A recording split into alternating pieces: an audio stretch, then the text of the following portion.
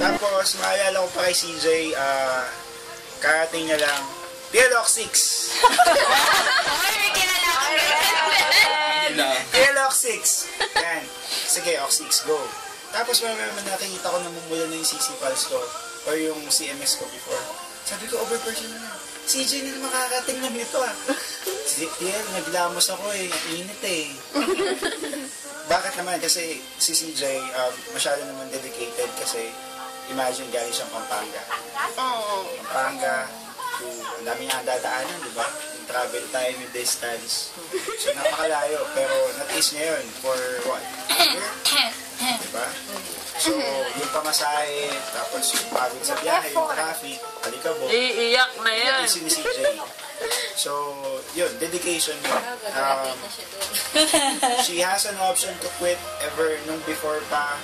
Or yung option na lumipat muna ng Pampanga pero unfortunately hindi na natuloy kasi nagkano sa sa company kasi kailangan yung trabaho at the same time may curvy na siya.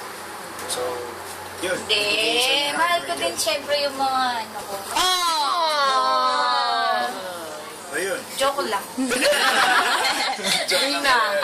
Mapigilan lang. Tapos, CJ, most of the time, Maisa mo si Ian. Sa kanya, nagbago na ako. 20 minutes na. Hindi lang naman ako.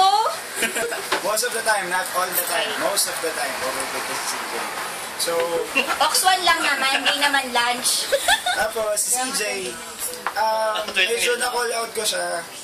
Nung time na kakapanganak niya pa lang yata yun, or bago siya, hindi, kakapanganak pa lang. Dumarating siyang date, tapos nakasimangot. Lagi nakasimangot. One time, kinall out ko siya, one-on-one session kami, one-on-one coaching kami. Sabi ko, CJ, bakit naman to parang napakabigat ng buhay mo ngayon? Lagi na lang pagpasok mo, ang saya-saya ng floor, tapos pag pumasok ka, bigla nilang tatahimik. Kasi nakasimangot siya. I don't know, siguro pagod lang sa biyahe. And I would understand that. Mainit. Yun. Medyo kinall out ko siya doon. Unfortunately, so Ng background sa... Hindi na nakita talaga. Ox 1! Hindi na natuto sa Ox 1! Tinatawad ba nila yung mga tuktok? Ang galing sila. May musical scorer ka. tapos si CJ,